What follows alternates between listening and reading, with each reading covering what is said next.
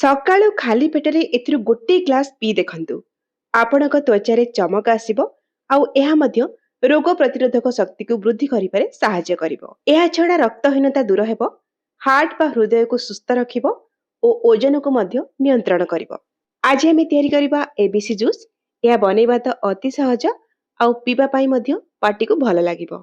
ABC juice ବନେଇବା ପାଇଁ ଆମକୁ ମୁଖ୍ୟତଃ ତିନୋଟି ଜିନିଷ ଦରକାର: ଆପଲ, ବିଟ୍ ଆଉ କ୍ୟାରଟ।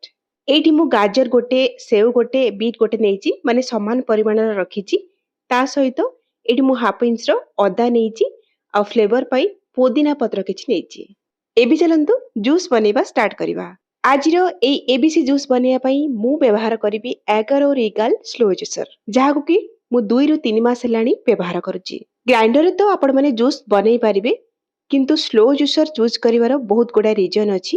ଏଇ ପ୍ରଡକ୍ଟରେ ଜୁସ୍ ବନେଇଲା ବେଳେ ଏହା ଗରମ ନ ହୋଇ ଧୀରେ ଧୀରେ ବା ସ୍ଲୋ ପ୍ରୋସେସରେ ଜୁସ୍କୁ ତିଆରି କରିଥାଏ, ଯୋଉଥିପାଇଁ କି ସବୁ ପ୍ରକାରର ଭିଟାମିନ୍ସ, ନ୍ୟୁଟ୍ରିଏଣ୍ଟସ୍, ଫ୍ଲେଭର୍ସ ଗୁଡ଼ିକ ରିଟେନ୍ ହେଇକି ରହିଥାଏ, ଯାହାକି ମିକ୍ସର ଗ୍ରାଇଣ୍ଡର ବା ଅଲଗା ଜୁସରରେ ହୋଇନଥାଏ।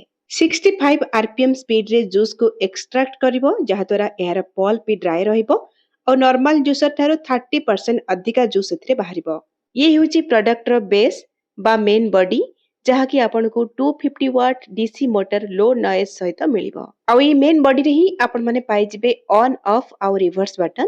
ଆଉ ପାଇଯିବେ ଗୋଟେ ଜୁସ୍ କପ୍, ଯୋଉଥିରେ କି ଜୁସ୍ ତିଆରି ହେଇକି ଏଇଠି ହିଁ କଲେକ୍ଟ ହେଇଥାଏ।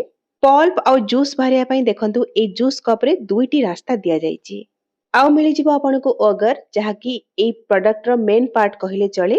ଇଏ କଣ କରିବ ନା ଫଳ ଆଉ ପରିବାକୁ ସ୍କୁଇଜ କରିକି ତାର ରସକୁ ବାହାର କରିବ।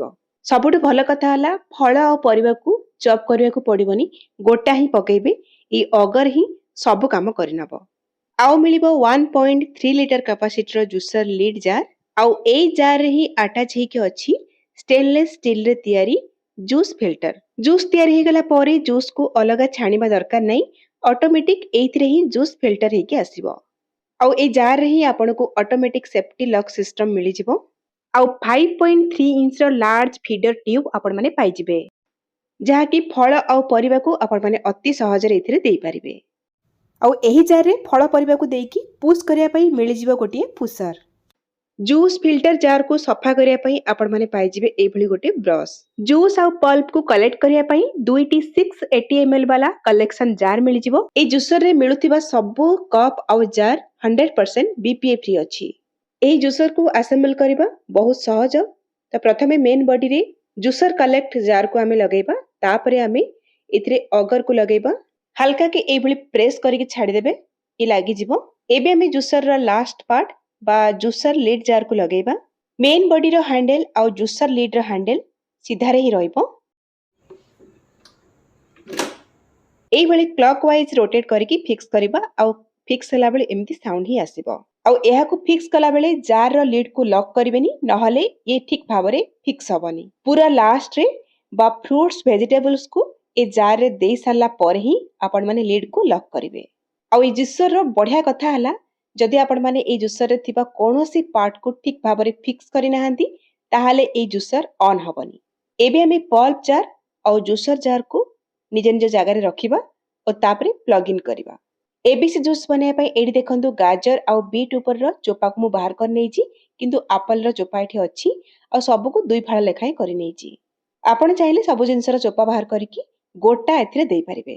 ତ ଏଠି ଦେଖନ୍ତୁ ସବୁ ଜିନିଷକୁ ମୁଁ ଦେଇଦେଇଛି ଜାର୍ରେ। ଏବେ ଆମେ ଲିଡ୍କୁ ଲକ୍ କରିବା। ଯେହେତୁ ସେଫ୍ଟି ଲକ୍ ସିଷ୍ଟମ ଅଛି, ଲିଡ୍କୁ ଠିକ୍ ଭାବରେ ଲକ୍ ନ କଲା ପର୍ଯ୍ୟନ୍ତ ଜୁସର ଅନ୍ ହବନି। ଲିଡ୍କୁ ଏଇଭଳି ପ୍ରେସ୍ କରିକି ଲକ୍ କରିବା ଆଉ ତାପରେ ଅନ୍ କରିବା।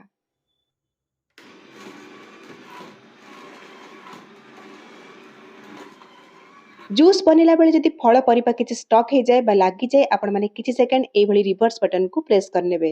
ଜାର୍ର ଲିଡ୍ ଉପରେ ଥିବା ହୋଲ୍ରେ ଆପଣମାନେ ହାଲକାରେ ଏଇଭଳି ପୁଶ୍ ରଡ୍କୁ ଇନସର୍ଟ କରିକି ଫଳ ଆଉ ପରିବାକୁ ପୁଶ୍ କରିପାରିବେ।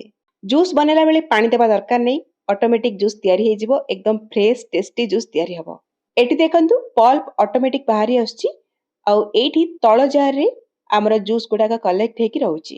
ଏଇଠି ଆମର pure fresh tasty ABC juice ଏକଦମ ରେଡି। ଯଦି ଆପଣମାନେ ଫଳ ପନିପରିବାର ଜୁସ୍ ପିଇବା ପାଇଁ ବହୁତ ପସନ୍ଦ କରନ୍ତି, ताहले एई प्रोडक्ट आपणक रोषेई घरे निहाती रहिबा दरकार। डिस्क्रिप्शन बॉक्स रे ए प्रोडक्ट रो लिंक मु दे देबी, आपण माने सेइठु आकु बाय करि परिबे। आ ए जूसर को क्लीन करिया मध्ये अति सहज।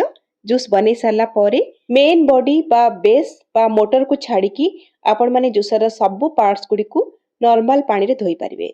आ ये 100% डिश वॉशर फ्री अछि।